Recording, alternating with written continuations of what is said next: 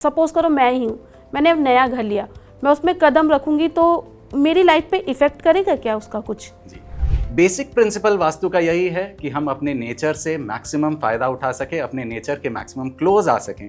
तो न्यूमरोलॉजी और वास्तु का क्या है कनेक्शन? मल्टीपल 7s नहीं आ रहे आपके चार्ट में या फिर मल्टीपल 9s नहीं आ रहे, लेकिन फिर भी आप हेल्थ इशू को सफ़र कर रहे हैं, आप हेल्थ इशू से सफ़र हो रहे हैं, तो अगर आप घर की लेडी है then we need to check your south east.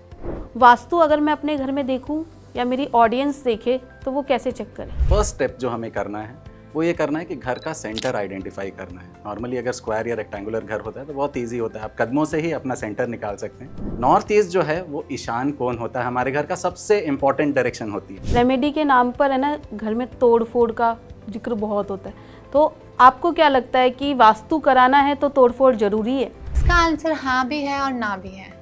Actually ये डिपेंड करता है सिचुएशन के ऊपर। अगर आपके किचन में कुछ भी प्रॉब्लम है तो आपको फीमेल को प्रॉब्लम होता है। एल्डरली फीमेल जो होती है ना, घर में 5 फीमेल्स हैं तो जो एल्डरली फीमेल्स होंगी उनको ज़्यादा इफेक्ट करेंगी साउथ ईस्ट के डायरेक्शन में आया हुआ वास्तु दोष। कई लोगों के मुंह से मैंने सुना है साउथ की एंट्री भाई मौत का दरवाजा। साउथ की एंट्रेंस ये बताती है कि आपके घर में अगर एनर्जी का फ्लो नॉर्थ ईस्ट नॉर्थ या फिर ईस्ट से आ रहा है तो साउथ की एंट्रेंस बुरी नहीं है। कि अगर साउथ और वेस्ट की सारी एंट्रेंसेस खराब होती तो दुनिया के आधे मकान वास्तु इनऑस्पिशियस हो जाते। क्या मेरा भी जलसा जैसा अपना घर हो सकता है? 258 हमारा अर्थ एलिमेंट है। अर्थ एलिमेंट का मौजूद होना ये बताता है कि आप कुछ बड़ा काम कर सकते हैं, कुछ बड़े घर में रह सकते हैं, क्योंकि ये अर्थ एलिमेंट है।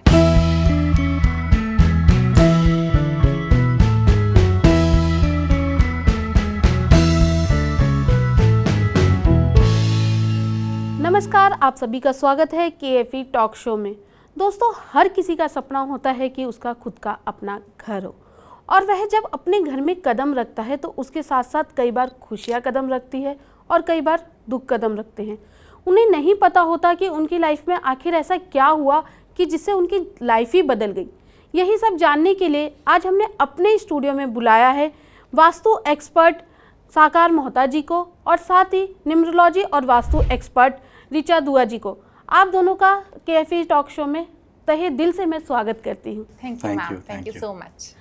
साकार जी, मेरा पहला सवाल आपसे है कि वास्तु क्या होता है और ये क्या इफेक्ट करता है सच में, कि जब आप किसी के घर में, सपोज करो मैं ही हूँ, मैंने अब नया घर लिया, मैं उसमें कदम रखूंगी तो मेरी लाइफ पे इफेक्ट करेगा क्या उसका कुछ? जी, सबसे पहले हम लोग वास्तु के डेफिनेशन को समझते हैं, वास्तु के लिटरल मीनिंग को, एक शाब्दिक अर्थ को समझते हैं।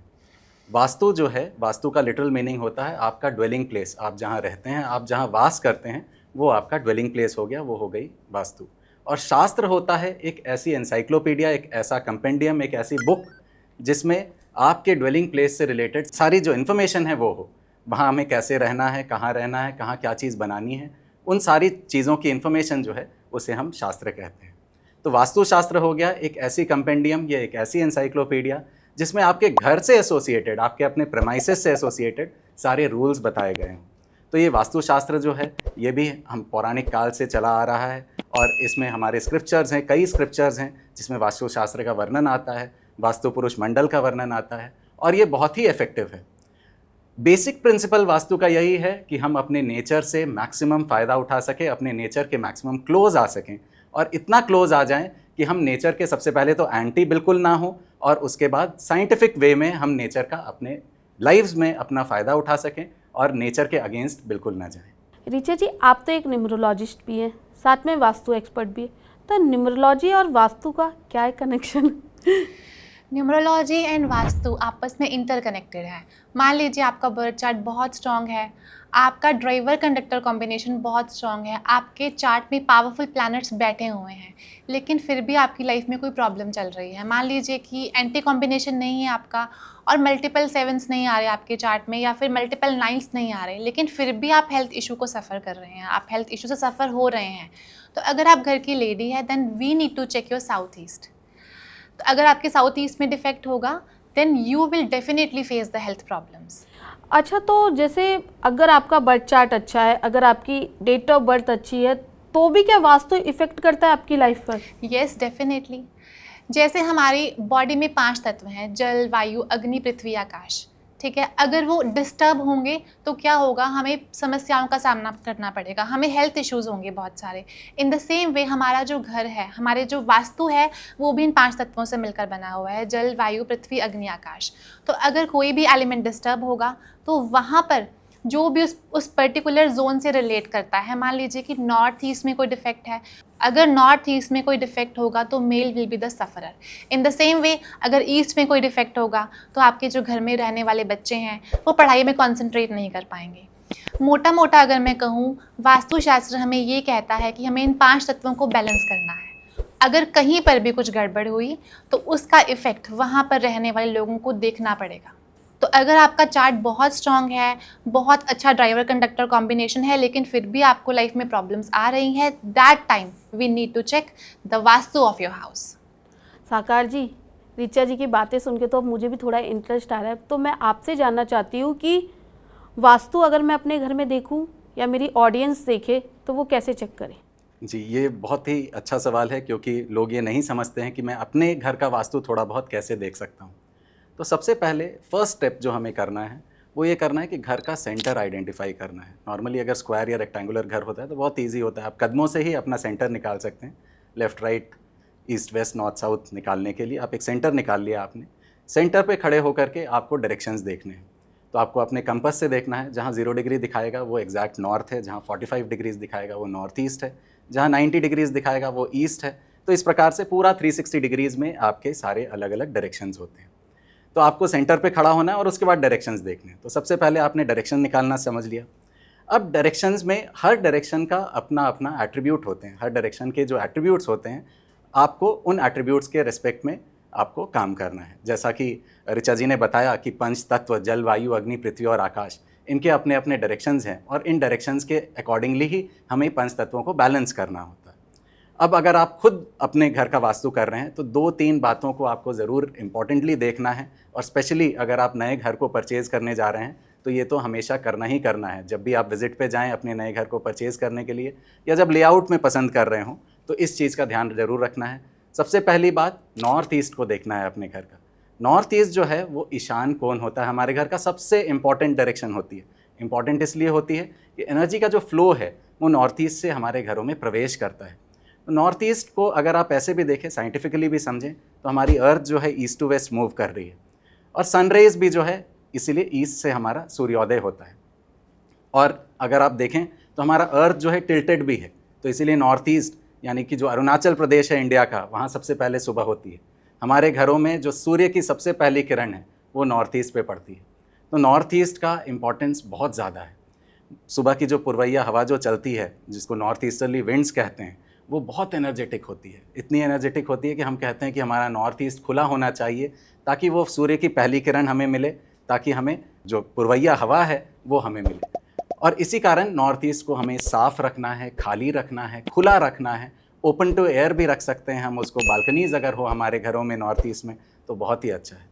दूसरी बात जो हमें ध्यान रखनी है वो सेंटर का ध्यान रखना है। सेंटर में किसी तरह का भारी सामान कुछ भी नहीं आना चाहिए। स्पेशली पिलर तो बिल्कुल ही नहीं आना चाहिए, सीढ़ियाँ नहीं आनी चाहिए। तो सेंटर का भी बहुत बड़ा महत्व है। नॉर्थ ईस्ट से जब एनर्जीज प्रवेश करती है सेंटर पे आकर के, वो डिसिपेट होती है हर डायरेक्शन में। तो इसीलिए सेंटर का बहुत बड़ा इंपॉर्टेंट रोल है। सेंटर जो है, हमारी जो बॉडी है वो हमारे घरों का आवरण होती है, एक दूसरे का आवरण होती है। हमारे घर और हमारी बॉडी एक दूसरे का आवरण होती है। और जो सेंटर है हमारा नेवल है, नाभि है हमारी। तो आप समझो नाभि का कितना ज़्यादा इंपॉर्टेंस है कि एक बच्चा जब कोख में होता है तो नाभि से ही कनेक्टेड होता है अपनी माँ से। तो नाभि का बहुत बड़ा इंपॉर्टेंट रोल है, इसीलिए सेंटर भी बहुत इंपॉर्टेंट है। इसके बाद जो तीसरी चीज़ हमें देखनी है वो देखनी है साउथ वेस्ट के डायरेक्शन को। साउथ वेस्ट जो है वो रिटेंशन जोन होता है। तो साउथ वेस्ट रिटेंशन जोन होने की वजह से उसे हमें क्लोज रखना है। वहाँ किसी तरह की ओपन एरिया कम होनी चाहिए। फ्लैट्स के केस में अगर हम बात करें तो हमें ऐसा फ्लैट सेलेक्ट करना है जहाँ बालकनीज हमारे साउथ वेस्ट में कम आए। चाहे गेट किसी भी डायरेक्शन में हो, लोग जैसे कहते हैं ना कि साउथ का गेट नहीं होना चाहिए, तो उस कंडीशन में भी क्या जो ओपन एरिया है वो भी देखना चाहिए या फिर सिर्फ गेट? बिल्कुल। इसमें आप अगर कॉन्टेक्स्ट समझेंगे तो जो हमारे जो इंडिपेंडेंट हाउसेज होते हैं, इंडिपेंडेंट हाउसेज में ओपनिंग के बाहर खुला एरिया होता है। जो एंट्रेंस होती है उसके बाहर खुला एरिया होता है। और वो साउथ फेसिंग अगर हमारा घर है तो साउथ फेसिंग घर में अगर खुला एरिया हमें मिल रहा है इंडिपेंडेंट हाउसेस के केस में तो वो एक प्रॉब्लम दे सकता है। तो उसमें हमें फिर अगेन पदों को देखना पड़ता है। साउथ फेसिंग घर मैं ये नहीं कह रहा हूँ कि ख़राब ही होते हैं। श्री अमिताभ बच्चन जी का घर साउथ फेसिंग है और उन्होंने अच्छे पद पे एंट्रेंस खोल रखी है तो उन्हें लाभ मिल रहा है। आप श्री अमिताभ बच्चन जी कहाँ से कहाँ पहुँच गए हैं, स्पेशली इस घर में शिफ्ट होने के बाद। जो इनका जो दूसरा घर है जलसा, हाँ, तो जलसा में शिफ्ट होने के बाद वो कहाँ से कहाँ पहुँच गए हैं। उससे पहले उन्होंने कितने अप्स एंड डाउन्स देखे, ये उनकी लाइफ सबके सामने है। तो उनका भी साउथ फेसिंग घर है पर उन्होंने सही पद पर एंट्रेंस खोल रखे। तो कई चीज़ें हैं, बहुत डिटेल्ड है वास्तु। 45 देवताओं का भी वर्णन आता है इस रेस्पेक्ट में। पर अगर आप खुद से वास्तु कर रहे हैं तो इन 3 चीज़ों का ध्यान रखें, नॉर्थ ईस्ट, सेंटर और साउथ वेस्ट। ये बहुत ही इंपॉर्टेंट है, ये तीनों जोन्स। अगर आप इसका ध्यान रख लेते हैं तो आपका 80% वास्तु सॉल्व है। ऋचा जी जैसे ये बोल रहे हैं वास्तु बहुत ज़रूरी है, लेकिन मैंने अक्सर देखा है कि वास्तु में क्या होता है ना, रेमेडी के नाम पर है ना घर में तोड़ फोड़ का जिक्र बहुत होता है। तो आपको क्या लगता है कि वास्तु कराना है तो तोड़ फोड़ ज़रूरी है? इसका आंसर हाँ भी है और ना भी है। एक्चुअली ये डिपेंड करता है सिचुएशन के ऊपर। सबसे पहले अगर आपके घर में छोटे मोटे डिफेक्ट्स हैं, मान लीजिए कि आपके घर का नॉर्थ ईस्ट डिफेक्टेड है, या फिर इफ़ आई से कि आपके घर में ईस्ट में कोई प्रॉब्लम है, तो वहाँ पर हम उसे एनर्जाइज कर सकते हैं विद द वाटर एक्टिविटी। क्योंकि जैसा आप जानते हैं कि नॉर्थ ईस्ट ये सब हमारे वाटर जोन्स हैं। तो अगर हम यहाँ पर वाटर फाउंटेन लगा देते हैं या फिर कोई भी वाटर एक्टिविटी करते हैं तो डेफिनेटली हम वहाँ की एनर्जी को एनर्जाइज कर सकते हैं। लेकिन अगर मैं बोलूँ कि अगर आपके नॉर्थ ईस्ट में वॉशरूम आ गया है या फिर नॉर्थ ईस्ट में स्टेयर केस आ गया है, उस केस में आप क्या करोगे? अब नॉर्थ ईस्ट का वॉशरूम इज़ अ ब्लंडर। उस केस में हम क्या बोलते हैं कि आपको वहाँ से कमोड को हटाना है, ठीक है। वी कैन नॉट से कि आप शिफ्ट करिए घर को। अगर आप वहाँ से कमोड हटा सकते हैं, उस कमोड को निकाल सकते हैं, तो आप नॉर्थ ईस्ट का डिफेक्ट कम कर सकते हैं। वहाँ पे बेदिंग एरिया बना सकते हैं, बेदिंग एरिया में कोई प्रॉब्लम नहीं है।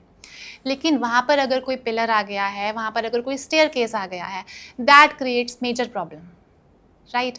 लेकिन अगर मैं छोटे मोटे डिफेक्ट्स की बात करूँ, जैसे कि अगर मैं आपको एक एग्जाम्पल दूँ, अभी रिसेंट मेरे एक क्लाइंट थे, उनका घर था, तो हमने जब उनका वास्तु विजिट किया तो उनके घर में उनका साउथ ईस्ट एक्सटेंशन में था। अब साउथ ईस्ट अगर एक्सटेंशन में होगा तो क्या होगा, क्योंकि अग्नि का जोन है, घर में कला कलेश, लड़ाई झगड़ा, and specially south east women की हेल्थ को इम्पैक्ट करता है। तो वहाँ पर जो लेडी थी उनको हेल्थ इश्यूज़ बहुत ज़्यादा रहते थे, राइट। तो अभी हमने उनका ट्रीटमेंट किया विद द रेड टेप। हमने उसको रेक्टेंगुलर शेप में कट कर दिया उनके प्लॉट को, और जब वो रेक्टेंगुलर शेप में कन्वर्ट हुआ तो जो कटेड एरिया ऑफ द प्लॉट था उसकी एनर्जी ट्रांसफ़र होना बंद हो गई। और from that day I would say with in 20-25 days उनको रिजल्ट देखने को मिला। उनकी हेल्थ में काफ़ी इम्प्रूवमेंट आया, उनके घर में लड़ाई झगड़े कम हुए। तो डेफिनेटली अगर हम ये सब करते हैं तो हमें लाइफ में रिजल्ट देखने को मिलेंगे। एंड इट्स नॉट मैंडेटरी कि हर समय हमें घर की तोड़ फोड़ करनी पड़े। वो बहुत ही मेजर केसेस होंगे जब हमें तोड़ फोड़ करनी पड़ती है, otherwise with the help of remedies हम वास्तु दोष को रिकवर कर सकते हैं। साकार जी, जैसे कि ऋचा जी ने बताया कि कुछ ऐसे भी वास्तु में दोष होते हैं जिसका कि तोड़ फोड़ के बिना कुछ गुजारा ही नहीं है, या फिर कुछ ऐसी रेमेडीज़ होती है, तो उसको प्लीज़ आप डिस्क्राइब करेंगे। जैसा कि मैंने बेसिक प्रिंसिपल बताया कि जलवायु, अग्नि, पृथ्वी और आकाश को बैलेंस करना होता है।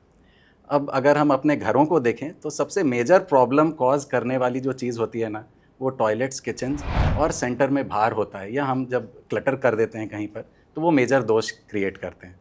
अगर हम अपने स्क्रिप्चर्स को देखें तो उसमें टॉयलेट का कहीं वर्णन नहीं आता है। सिर्फ एक जगह विश्वकर्मा प्रकाश में वर्णन आता है टॉयलेट का कि साउथ ऑफ साउथ वेस्ट में टॉयलेट बनाया जा सकता है, यम और नृत्य कोण के बीच में टॉयलेट बनाया जा सकता है। पर आज के घर को अगर हम देखें तो 4 बेडरूम का फ्लैट में 6 टॉयलेट्स होते हैं। तो टॉयलेट एक मेजर दोष क्रिएट करता ही करता है। अब अगर टॉयलेट्स की बात करें तो मेजर दोष तब आ जाएगा अगर नॉर्थ ईस्ट में हमारे टॉयलेट आ जाएगा। नॉर्थ ईस्ट और नॉर्थ ऑफ नॉर्थ ईस्ट, 2 दिशाएं अगर हम 16 दिशाओं में विभाजित करें तो नॉर्थ ईस्ट और नॉर्थ ईस्ट के बीच की दिशा, ये जो दिशा है, इसमें अगर टॉयलेट आ जाएगा तो इसे हमें रिमूव करना ही पड़ेगा। तो ये एक मेजर दोष है। सेंटर में अगर किसी तरह का पिलर आ जाएगा, टॉयलेट ही आ जाएगा, तो उसे अगेन हमें रिमूव करना पड़ेगा। पर अगर रेमेडीज़ की बात करें, 6 टॉयलेट्स हैं तो सबके सब नॉर्थ ईस्ट में आ जाएं, ये संभव नहीं है। बाकी सभी जगह हम रेमेडीज़ कर सकते हैं। सिंपल रेमेडीज़ हम लोग करते हैं। सॉल्ट के बोल्स हम लोग रखते हैं टॉयलेट्स में। हम लोग टेप्स और स्ट्रिप्स का यूज़ करते हैं ताकि हम नेगेटिव एनर्जीज़ वहाँ के कट कर सकें। जो हमारी उस जोन की जो पॉजिटिव एनर्जी है वो फ्लश आउट ना हो टॉयलेट से, उसको हम रोक सकते हैं। तो इन सब के लिए बहुत सिंपल रेमेडीज़ हैं। हम टेप्स यूज़ करेंगे, स्ट्रिप्स यूज़ करेंगे, और इन टेप्स और स्ट्रिप्स के मदद से हम वहाँ की एनर्जीज़ को रोक लेते हैं और टॉयलेट के दुष्प्रभाव को से हम बच लेते हैं। पर नॉर्थ ईस्ट बहुत ही इंपॉर्टेंट जगह है। वहाँ ईशान कोण इसलिए कहा जाता है कि वहाँ से मैंने बताया एनर्जीज़ प्रवेश कर रही हैं, तो वहाँ अगर टॉयलेट होगा तो वो प्रवेश करते ही वहाँ से फ्लश आउट हो जाएंगी या वह दूषित हो जाएंगी वो एनर्जीज़, तो वो हम नहीं चाहते हैं, कभी भी नहीं चाहते हैं। तो वहाँ से हम टॉयलेट को 100% रिमूव करेंगे, बाकी जगह से हम रेमेडीज़ करेंगे। एंट्रेंसेस बड़े दोष क्रिएट करते हैं, किचन्स दोष क्रिएट करते हैं। किचन जो है वो क्या है, अग्नि तत्व है। अग्नि तत्व की दिशा यानी कि अग्निय कोण जिसको कहते हैं, साउथ ईस्ट की दिशा होती है। वहाँ अगर हमारा किचन बना हुआ है तो वेल एंड गुड, बहुत ही अच्छी बात है, वो वहाँ होना ही चाहिए किचन। अगर वहाँ नहीं है तो अगेन हमें रेमेडीज़ करनी पड़ती है। हम बर्नर के नीचे अलग अलग तरह के स्टोन्स रखते हैं, अलग कलर्स के स्टोन्स रखते हैं, ताकि हम बैलेंस कर सकें। अग्नि तत्व अगर मान लीजिए से फॉर एग्जांपल जल तत्व में हमारी अग्नि आ गई तो वो एक डिसबैलेंस क्रिएट कर रही है, पर हम उसको बैलेंस क्रिएट करने के लिए हम क्या करेंगे, अग्नि तत्व है हमारा स्टोव, जल तत्व है हमारी दिशा। अब दोनों के बीच में जल वायु अग्नि आती है, जल और अग्नि के बीच में वायु आती है, तो हम वायु के कलर यानी ग्रीन कलर को हम वहाँ प्लेस करेंगे। जो हमारा बर्नर है, किचन का बर्नर, उसके नीचे हम एक ग्रीन कलर का स्टोन लगाएंगे। तो इस तरह की छोटी छोटी सिंपल रेमेडीज़ हैं जो कि आप अगर ऐसे देखें तो बहुत ज़्यादा इसमें एक्सपेंसेस भी नहीं लगने हैं। जो टेप्स और स्ट्रिप्स आते हैं, बिल्कुल 15-20 रुपए के टेप स्ट्रिप्स आते हैं, उसको लगवाना होता है। और जो स्टोन्स वगैरह हमें यूज़ करना है बर्नर के नीचे, वो भी बहुत सिंपल से रेमेडीज़ हैं, और इसको करके हम 100% उन वास्तु दोषों को दूर कर सकते हैं। आपने जैसे किचन की बात की, तो मैंने सुना है कि किचन फीमेल से डेडिकेटेड होता है। अगर आपके किचन में कुछ भी प्रॉब्लम है तो आपको ही फीमेल को प्रॉब्लम होता है, ऐसा कुछ होता है ऐसा नहीं है। किचन जो है अगर साउथ ईस्ट में आपके बना हुआ है, हाँ। किचन देखिए अग्नि तत्व का प्रतीक है। अगर अग्नि तत्व डिस्टर्ब होगी ना तो पूरे घर को प्रॉब्लम होगी, कैश फ्लो डिस्टर्ब होगा, लग्जरीज डिस्टर्ब होगी। साउथ ईस्ट वीनस की भी डायरेक्शन होती है, लग्जरीज डिस्टर्ब होगी, आपके कैश फ्लो डिस्टर्ब होंगे, आपके रिलेशनशिप्स डिस्टर्ब होंगे, आपकी हेल्थ डिस्टर्ब होगी, स्पेशली आपका डाइजेस्टिव सिस्टम। घर में किसी को भी प्रॉब्लम आ सकती है, पर हाँ, जैसा ऋचा जी ने कहा कि साउथ ईस्ट की डायरेक्शन फीमेल को ज़्यादा इफेक्ट करती है, और ये बिल्कुल सच बात है। और एल्डरली फीमेल जो होती है ना, घर में 5 फीमेल्स हैं तो जो एल्डरली फीमेल्स होंगी उनको ज़्यादा इफेक्ट करेंगी साउथ ईस्ट की डायरेक्शन में आया हुआ वास्तु दोष। तो साउथ ईस्ट में किचन 100% होना चाहिए, पर ये हमें देखना है कि अगर किचन की प्रॉब्लम है तो ऐसा ज़रूरी नहीं है कि सिर्फ फीमेल मेंबर को ही इफेक्ट करे, वो घर में किसी को भी इफेक्ट कर सकती हैं और घर के पूरे ओवरऑल कैश फ्लो को डिस्टर्ब कर सकती है, लग्जरीज को डिस्टर्ब कर सकती है। मुझे हेल्थ का तो पता नहीं, बट मैं नहीं चाहूँगी मेरे घर में कैश फ्लो कम। बिल्कुल। ऋचा जी, मेरा आपसे ये सवाल है कि क्या कहते हैं कि साउथ की जो एंट्री होती है, कई लोगों के मुंह से मैंने सुना है साउथ की एंट्री भाई मौत का दरवाज़ा, तो ये क्या सच है? सोनी जी, आप मुझे ये बताइए, अगर साउथ की एंट्री इतनी डेंजरस होती तो south Delhi, south Mumbai, south India इतना रिच क्यों होता, इतना प्रॉस्पेरस क्यों होता? तो ये कम्प्लीटली मिथ है कि साउथ की एंट्रीज बुरी होती हैं। हाँ, कुछ जोन्स ऐसे होते हैं जो बुरे होते हैं, लेकिन सारी एंट्रीज साउथ की बिल्कुल बुरी नहीं होती। ठीक है, अब इसको मैं एक एग्जाम्पल की हेल्प से समझाऊंगी। अगर हम बात करते हैं फ्लैट सिस्टम की, मान लीजिए आपने फ्लैट लिया है, तो आपके फ्लैट की एंट्रेंस साउथ एंट्रेंस है, लेकिन आपके घर में ईस्ट में, नॉर्थ में या नॉर्थ ईस्ट में बैल्कनीज आ रही है, जहाँ से आपके घर में एनर्जी का फ्लो आ रहा है, हवा का प्रवेश हो रहा है, तो कोई प्रॉब्लम नहीं है। लेकिन वहीं अगर हम बात करें इंडिपेंडेंट फ्लोर्स की, तो उस केस में क्या होता है, आपने साउथ फेसिंग का घर ले लिया, तो वहाँ पर जो कंस्ट्रक्शन होगी वो नॉर्थ में होगी, राइट। तो आपने पूरे घर की नॉर्थ में कंस्ट्रक्शन कर दी, आपका ईस्ट ब्लॉक हो गया, आपका नॉर्थ ईस्ट ब्लॉक हो गया, यानी कि आपके घर में एनर्जी को इनलेट करने के लिए कोई प्लेस ही नहीं मिला। देन उस केस में साउथ की एंट्रेंस बुरी है। तो हमें साउथ की एंट्रेंस ये बताती है कि आपके घर में अगर एनर्जी का फ्लो नॉर्थ ईस्ट, नॉर्थ या फिर ईस्ट से आ रहा है, तो साउथ की एंट्रेंस बुरी नहीं है। साउथ की एंट्रेंस में भी कुछ दिशाएं ऐसी होती हैं, अगर हम उसे खोल दें, यानी कि अगर S3 S4 की एंट्रेंस खोल देते हैं तो वो हमें बहुत अच्छा रिजल्ट देती है, राइट। S3 S4 क्या, मुझे नहीं समझ में आया। लाइक अगर मैं साउथ की डायरेक्शन की बात करूं तो S1 S2 S3 S4 S5 ऐसे करके जोनिंग रहती है साउथ की डायरेक्शन की भी, तो उसमें S3 और S4 की एंट्रेंस बहुत अच्छी होती है। तो अगर हमारे घर की साउथ की एंट्रेंस है और अगर हम S3 और S4 की एंट्रेंस खोल देते हैं तो वो आपको बहुत प्रॉस्पेरस भी बनाती है। तो इन ऑल केसेस ऐसा नहीं है कि साउथ की एंट्रेंस बुरी है। अगर आपके घर में एनर्जी का इनलेट प्योर दिशाओं से हो रहा है, जो कि नॉर्थ, नॉर्थ ईस्ट और ईस्ट है, then there is no problem in the south entrance. But अगर आपके नॉर्थ, नॉर्थ ईस्ट या फिर ईस्ट ब्लॉक हो रहे हैं, then there is a big problem in your house that we need to consider. Sakar ji, जैसे कि मैम ने बताया कि क्या कहते हैं कि साउथ कि जो साउथ डायरेक्शन बुरा डायरेक्शन नहीं है।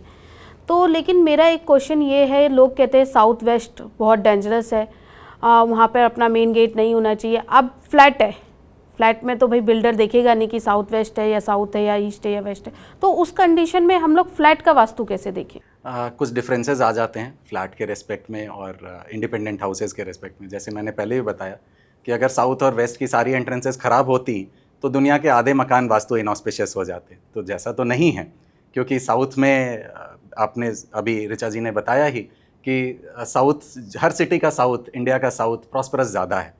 तो दैट इज़ बिकॉज साउथ हमारा रिटेंशन जोन होता है। अब साउथ रिटेंशन जोन होना, साउथ वेस्ट रिटेंशन जोन होना, साउथ और वेस्ट की जो जोन होती हैं, नॉर्थ ईस्ट से एनर्जी प्रवेश की और साउथ और वेस्ट में रिटेन करना है हमें एनर्जी को, तो वहाँ हमें ओपनिंग्स कम देनी होती है। अब इंडिपेंडेंट हाउसेस के केस में क्या होता है, जहाँ ओपनिंग होगा वहाँ ओपन एरिया हो जाएगा, तो अगेन एनर्जी का रिटेंशन नहीं होगा। वही फ्लैट्स के केस में क्या होता है कि आपके गेट के बाहर बहुत ज़्यादा ओपन एरिया नहीं होता है, 2 फुट 3 फुट की गैलरी होती है, सामने दूसरे वाले का दरवाज़ा होता है। Although energy exchange south west से हो रहा है, आप आ रहे हैं जा रहे हैं, आपका सामान आ रहा है जा रहा है, साउथ वेस्ट से एनर्जी एक्सचेंज हो रही है, पर फिर भी फ्लैट्स के केस में मैंने पाया है कि साउथ वेस्ट की एंट्रेंस उतनी प्रॉब्लम नहीं देती जितनी इंडिपेंडेंट हाउसेज में देती है। और जैसा कि ऋचा जी ने बताया कि फ्लैट्स के केस में भी आजकल बिल्डर्स बहुत ध्यान देने लगे हैं। हम बिल्डर्स के साथ भी काम करते हैं और हम काम करने के क्रम में उन्हें बताते हैं कि आप साउथ में एंट्री बनाओ, आप S3 और S4 के पद में बनाओ, जो कि वितस्ता और गृहस्पत्य देवता के पद हैं। उन देवताओं के पद पे अगर आप एंट्री बनाते हो तो आपके नेम एंड फेम को कोई रोक नहीं सकता है। आप श्री अमिताभ बच्चन जी का मैंने एग्जाम्पल दिया, उनका अभी जो घर है उसमें S3 S4 की एंट्रेंस बनती है। आप उसको गूगल मैप्स पे देखो, एग्जैक्ट साउथ के लेफ्ट साइड में, आप सेंटर पे अगर खड़े होकर के सेंटर पे आप पॉइंट करो और साउथ देखो आप गूगल मैप्स पे, उनके सैटेलाइट व्यू में उनके लेफ्ट साइड में एंट्रेंस खुली हुई है, जो थोड़ी सी साउथ ईस्टर्न साइड में लगती है। तो वो एंट्रेंस, उनका नेम एंड फेम क्या है और क्या नहीं है, वो सब जग जाहिर। ऋचा जी, आप तो न्यूमरोलॉजी से भी रिलेटेड करती हैं, तो मेरा सवाल आपसे ये है कि क्या मेरा भी जलसा जैसा अपना घर हो सकता है? डेफिनेटली कुछ चीज़ें हैं जो हमें देखनी पड़ेगी कि आपके चार्ट में प्रेजेंट है या नहीं। अगर आपके चार्ट में नंबर 5 और नंबर 6 दोनों प्रेजेंट हैं, राइट, और साथ ही साथ आपके चार्ट में 258 का लाइन भी कंप्लीट हो रहा है, तो डेफिनेटली आपका घर बहुत बड़ा बन सकता है, राइट, क्योंकि 258 हमारा अर्थ एलिमेंट है। अर्थ एलिमेंट का मौजूद होना ये बताता है कि आप कुछ बड़ा काम कर सकते हैं, कुछ बड़े घर में रह सकते हैं, क्योंकि ये अर्थ एलिमेंट है। और वहीं नंबर 5 और नंबर 6 लग्जरीज़ के नंबर हैं, ये आपको लग्जरीज देंगे आपको लाइफ में। और साथ में 258 प्रेजेंट है तो आपको धरती का सुख मिलेगा। तो अगर आपके पास ये प्रेजेंट है तो डेफिनेटली आपका बहुत बड़ा घर हो सकता है। लेकिन अगेन मैं फिर से बोलना चाहूँगी, मेहनत का कोई सब्स्टिट्यूट नहीं है। अगर आप मेहनत नहीं करेंगे, चाहे फिर आपका ड्राइवर कंडक्टर बहुत पावरफुल हो, आपके पास सारे नंबर्स प्रेजेंट हो, फिर भी आप कुछ नहीं कर सकते। तो मेहनत के बिना लाइफ में कुछ नहीं मिल सकता। अब मेहनत करते हैं, और अगर 5 और 6 प्रेजेंट हैं एंड 258 का लाइन कंप्लीट हो रहा है तो डेफिनेटली एंड डेफिनेटली आप बहुत बड़ा घर बना सकते हैं। अच्छा, मैंने आपका एक वीडियो देखा था, उसमें आपने 5 नंबर को मास्टर की बताया था। Yes. तो ये क्या राज है? नंबर 5 बहुत पावरफुल नंबर है। आप लोशो ग्रिड को देखें तो नंबर 5 बिल्कुल सेंटर में मौजूद है, यानी कि वो लोशो ग्रिड को बैलेंस कर रहा है।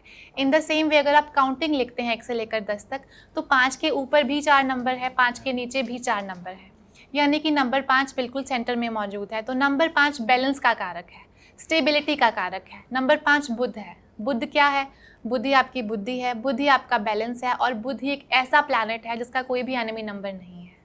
बहुत प्यारा नंबर है, और अगर आपके चार्ट में मौजूद है और अगर वो मूलांक और भाग्यांक से आ जाए तो वो और भी पावरफुल हो जाता है, राइट।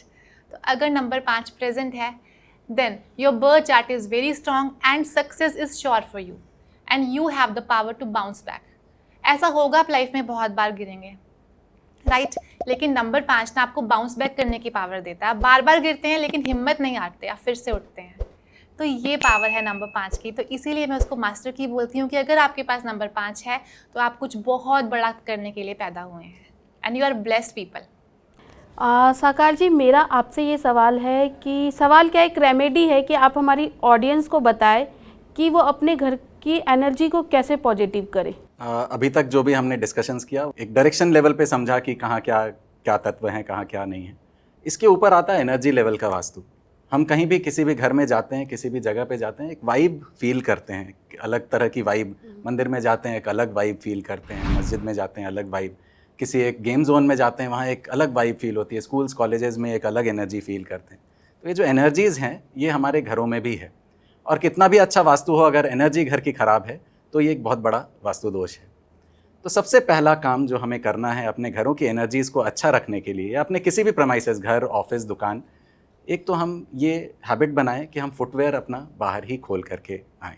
अगर बाहर शू रैक लगाने की जगह है तो उसको फुटवेयर को हम बाहर ही रखें, क्योंकि हम पूरे दुनिया में घूम करके आते हैं और फुटवेयर में हर तरह की एनर्जीज़ हमारी स्टोर्ड रहती है।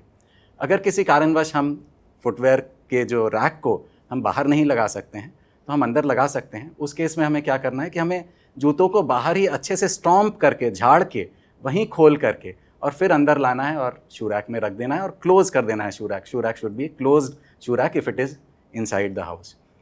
तो ये हुई पहली बात। दूसरी बात, हमें अपने घरों में क्लटर बिल्कुल नहीं रखना है। आपने सुना होगा कि लक्ष्मी जी वहीं आती हैं जहाँ सफाई होती है, तो हमें क्लटर बिल्कुल नहीं रखना है।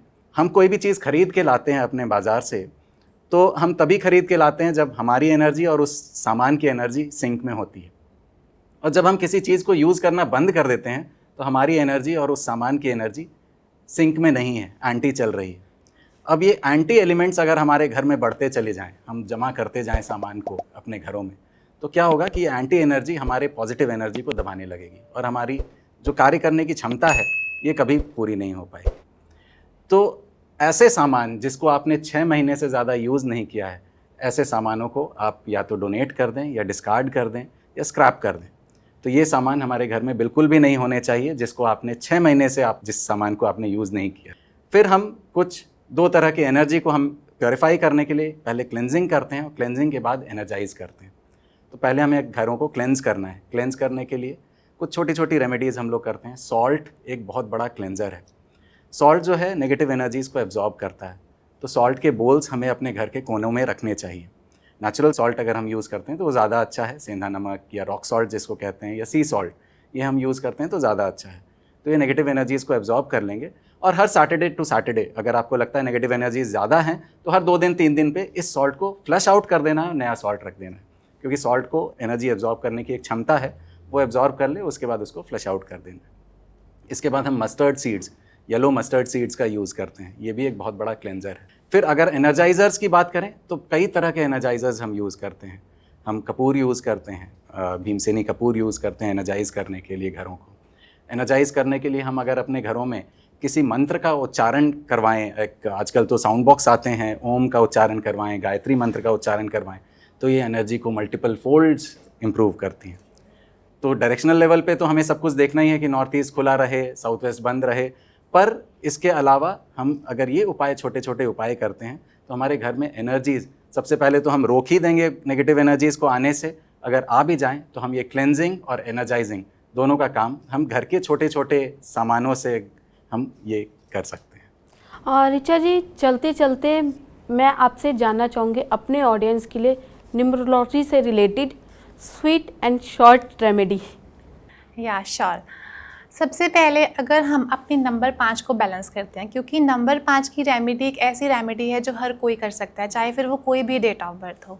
तो उसमें सबसे पहले आपको गाय को हरा चारा खिलाना है, राइट। वेडनेसडे के दिन अगर हम काऊ को ग्रीन ग्रास ऑफर करते हैं तो डेफिनेटली हम नंबर 5 की और वाइब्रेशंस को अट्रैक्ट कर सकते हैं, उसे और पावरफुल बना सकते हैं। Golden and silver colour metal watch, ये रेमेडी सबके लिए है। ये रेमेडी नंबर 6 और नंबर 7 की है, क्योंकि नंबर 6 का मेटल गोल्डन है और नंबर 7 का जो मेटल है वो सिल्वर है। तो चाहे आपके चार्ट में नंबर 6 प्रेजेंट है, नहीं है, नंबर 7 प्रेजेंट है, नहीं है, ये रेमेडी हर कोई कर सकता है। Golden and silver colour metal chain watch, अगर ये रेमेडी करते हैं तो आप देखोगे उनकी लाइफ में मनी का फ्लो होगा, क्योंकि नंबर 6 वीनस का नंबर है, ठीक है। लाइफ में नए नए चांसेस मिलेंगे, तरक्की होगी लाइफ में, तो बहुत पावरफुल रेमेडी है। अगर आप स्ट्रीट डॉग्स को मिल्क प्लस ब्रेड देते हैं तो वो बहुत अच्छी रेमेडी है, आपकी राहु केतु दोनों को बैलेंस करती है। तो ये कुछ रेमेडीज़ ऐसी हैं जो हर कोई कर सकता है। न्यूमरोलॉजी में हम क्रिस्टल बॉल्स को बहुत प्रेफरेंस देते हैं। तो अगर आप क्रिस्टल का ब्रेसलेट पहनते हैं, अगर ब्रेसलेट नहीं पहन पा रहे हैं, तो अगर आप अपने घर के नॉर्थ ईस्ट में क्रिस्टल बॉल्स को हैंग कर देते हैं, 5 क्रिस्टल बॉल्स को, तो बहुत अच्छा रिजल्ट देती है, आपके घर के ऑरा को क्लीन करती है। और अगर आप ब्रेसलेट पहनते हैं, तो अगर आपको थोड़ा गुस्सा आता है, आपको छोटी मोटी हेल्थ प्रॉब्लम्स रहती हैं, आपको हेडेक होता है या फिर कोई भी छोटी मोटी हेल्थ प्रॉब्लम होती है, तो क्रिस्टल ना उसको हील करने की पावर रखता है। तो ये रेमेडीज़ हर कोई कर सकता है, चाहे वो कोई भी मूलांक से गवर्न है, कोई भी भाग्यांक से गवर्न है, लेकिन ये कुछ ऐसी रेमेडीज़ है जो न्यूमरोलॉजी की हर कोई कर सकता है। साकार जी और ऋचा जी, आप दोनों ने ही हमारी ऑडियंस को उनके सपने पूरे करने का एक रास्ता दिखाया है। इसके लिए मैं आपका तहे दिल से शुक्रिया अदा करती हूँ। Thank you Thank you so so much. much. दोस्तों, आज हम मिले साकार मोहता जी से, जो कि एक बहुत ही अच्छे वास्तु एक्सपर्ट है। साथ ही हम मिले ऋचा दुआ जी को, जो कि एक न्यूमरोलॉजी और एक वास्तु एक्सपर्ट है। ये दोनों ही अपनी फील्ड में बहुत अच्छे हैं। अगर आप भी इनसे कोई सलाह लेना चाहते हैं या फिर आप भी इनके कोई वीडियो देखना चाहते हैं, तो डिस्क्रिप्शन बॉक्स में इनके चैनल का लिंक भी है, साथ में इनकी कॉन्टैक्ट डिटेल्स भी है। दोस्तों, आप हमारे साथ जुड़े रहिए। हम अगले एपिसोड में फिर मिलेंगे किसी नए गेस्ट के साथ। तब तक के लिए नमस्कार।